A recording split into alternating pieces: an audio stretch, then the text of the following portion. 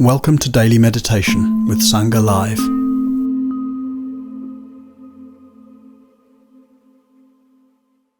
It's a privilege to be here with you at this point where our practice happens in community. I work with different kinds of people and organizations, mostly involved with some sort of social change or environmental kind of campaigning, that kind of thing. And I also support people as individuals through embodied coaching or meditation mentoring, that kind of thing. So just to let you know, that's kind of where I'm coming from. I was thinking the other day how to explain. I'm always thinking, how on earth do I explain what I do? You may have the same issue. And I was thinking about nurturing the troublemakers. So that's part of what I do, and in some ways what I'm doing here, in the ways that we're all, to some extent, I hope, troublemakers.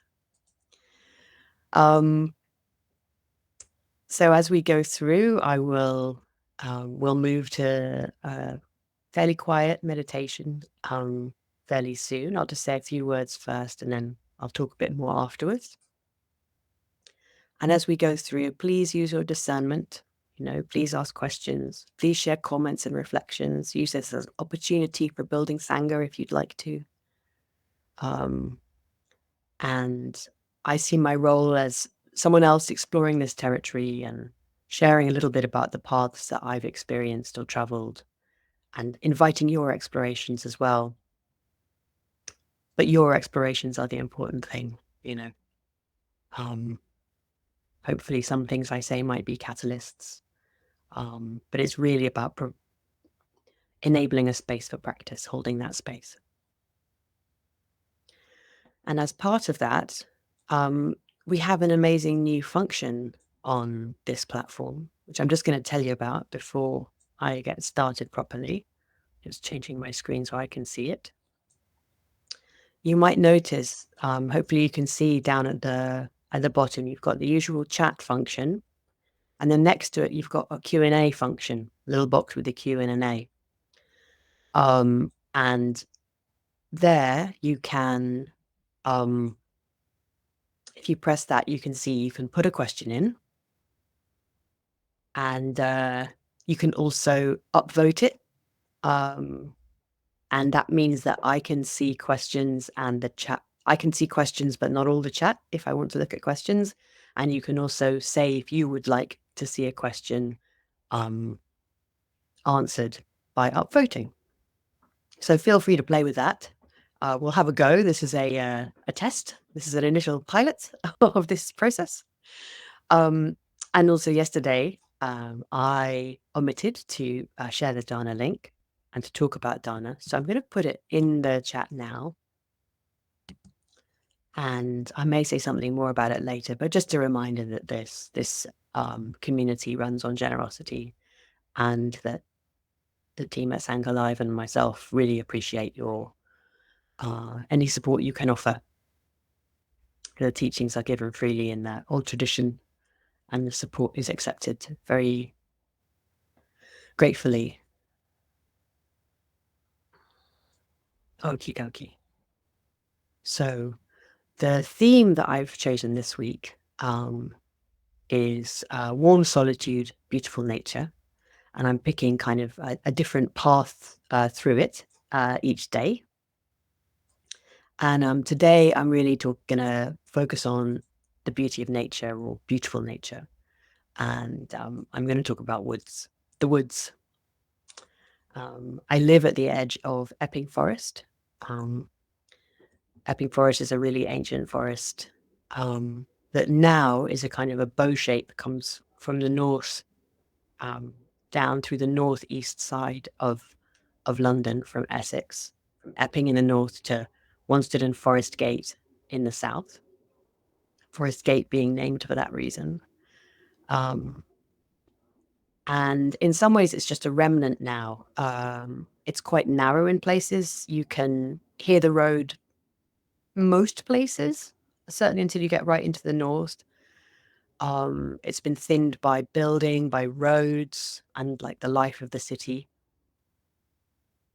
And the trees there, they're mainly hornbeam, which is a tree that was used a lot for firewood and building, so for coppicing and pollarding, and then oak and some beech, and lots of scrub and smaller trees like hawthorn and holly, birch, and some sloe as well. And in some places, it's like a mix of heathland and woodland. It's called wood pasture, where there are open places, clearings, where the grass grows, and there's a different kind of wildlife and activity there. But one of the things I love about it is that despite it being thin in places and despite being able to hear traffic sometimes, well, a lot of the time, it is truly ancient. So the land has never been built on. The forest is thought to have been, well, has been there really since the end of the last ice age when trees started growing again. So that's about 10,000 years ago. Um, and many of the trees are really ancient or veteran trees. And I really love this idea of the earth there, the land there being untouched in many ways. There's a part of Manhattan, I don't know if you've ever been in New York, where you go right to the north to the top of the island and the houses start to get like very suburban. They're ordinary houses with space around them. It's not at all like the urban kind of intensity of the rest of Manhattan. And there's a park there with these huge rocks, these huge boulders that just come out of the ground, and they've never been built on either. Um, it's an amazing place to visit. Thinking about how intense Manhattan is and its position as a city in the world, and then there are still these rocks where people and animals have been. The first peoples, would have used and been around. Just seeing that history right there, and it's just the same here. Just a 10-minute walk from where I live.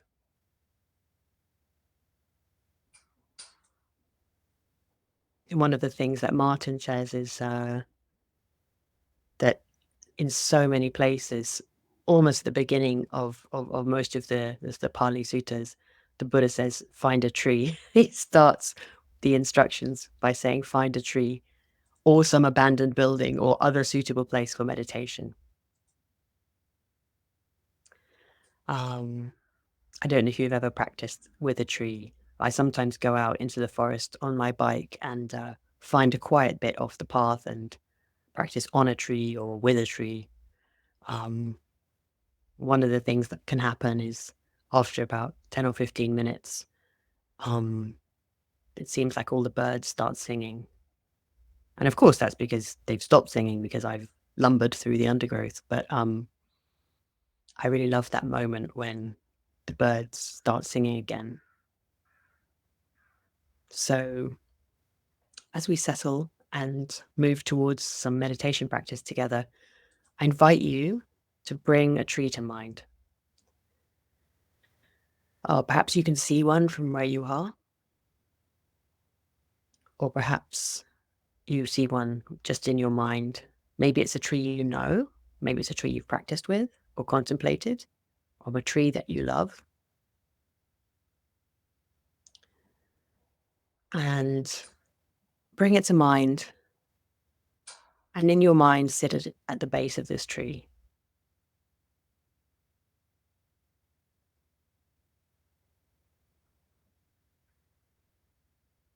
So we make a meditation woodland together, all of us with our trees.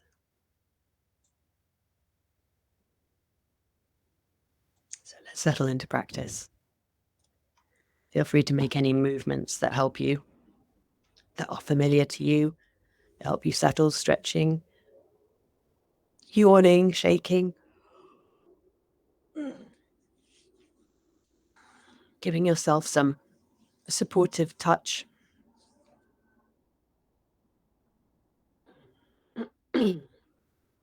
Find a way to sit that feels stable and grounded, or if you're lying down or standing, find a way to be that's one you can really rest into.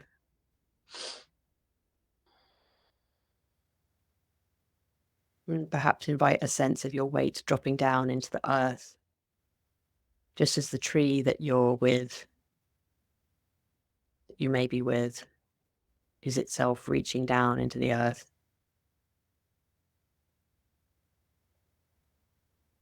And your body taking its form from the earth's support, just as the tree takes its form from the earth's support.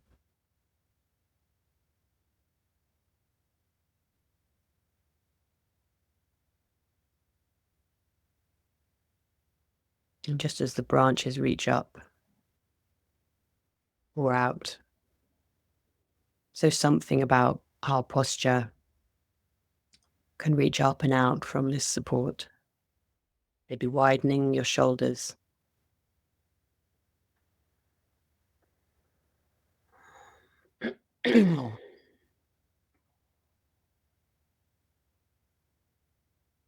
allowing our consciousness to be expansive and interconnected, just like the leaves and the branches of a tree.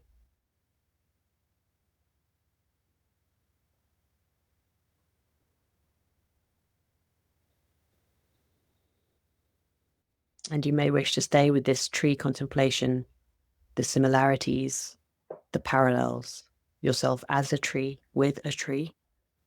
Or you may wish to pick some sensory object, whether that is sound or touch, or the overall sense of your body, something else that you're familiar with. Picking some focus for your contemplation and meditation. And the knowledge of this network of support with one another and with the trees, all supported by the earth, by the land, settling into the warm solitude of practice.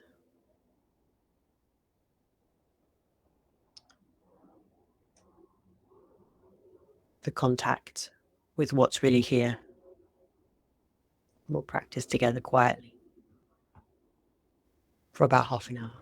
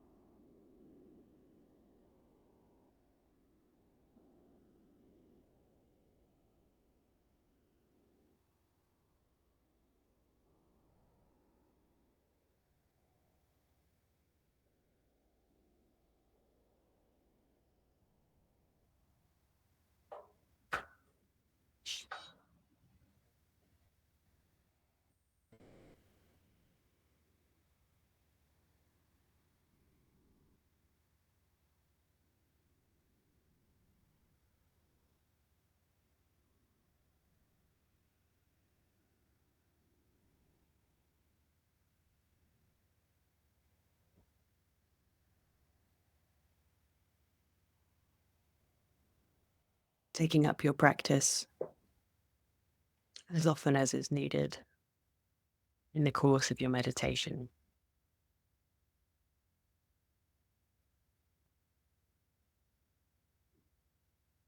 Finding yourself again at the base of your tree,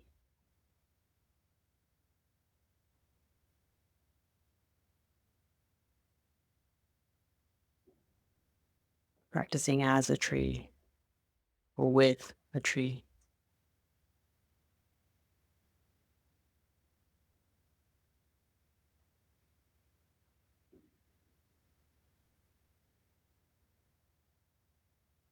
All the ways that your nature is intertwined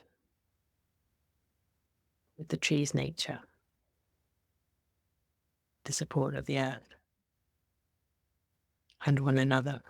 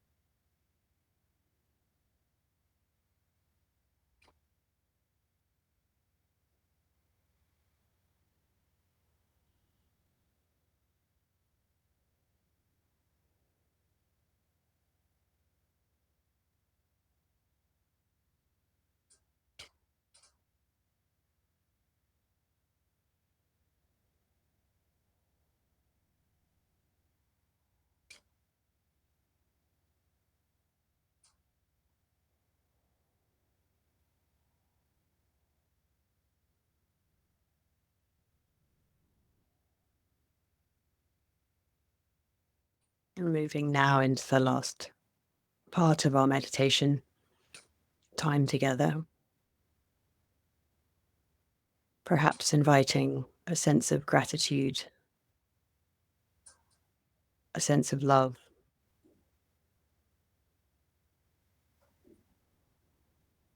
an appreciation of the honor that it is to sit like this, freely engaging with life, supported by the earth and the trees, inviting a sense of love and gratitude for this community, for our practice, for our own commitment, and for the tree with whom we've been sitting.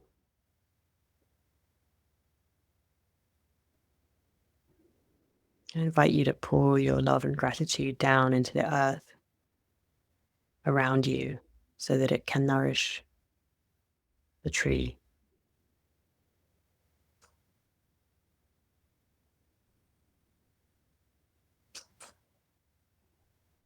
And if you like, open some space in your heart and your mind and listen for the tree's response.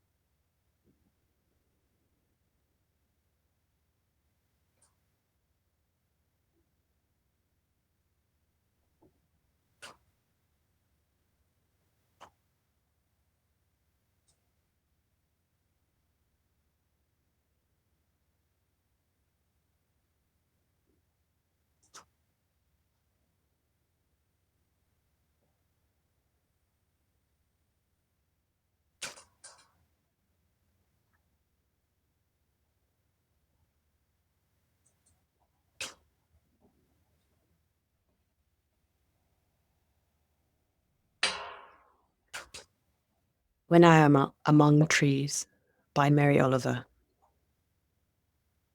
When I am among the trees, especially the willows and the honey locust, equally the beech, the oaks and the pines, they give off such hints of gladness. I would almost say that they save me, and daily. I am so distant from the hope of myself in which I have goodness and discernment and never hurry through the world, but walk slowly and bow often. Around me the trees stir in their leaves and call out, "Stay a while." The light flows from their branches. And they call again. It's simple, they say. And you too have come into this world to do this, to go easy, to be filled with light, and to shine.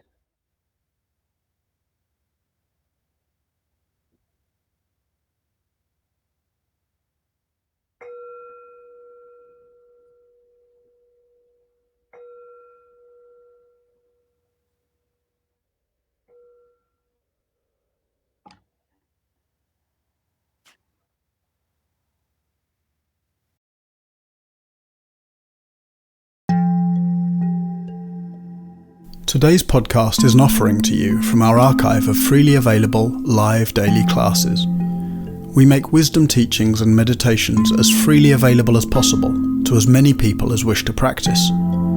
You can help ensure we can continue to support a worldwide Sangha by leaving a review wherever you get your podcasts, by sharing this with someone who'd be interested, and by offering a small financial support at sangha.live/donate.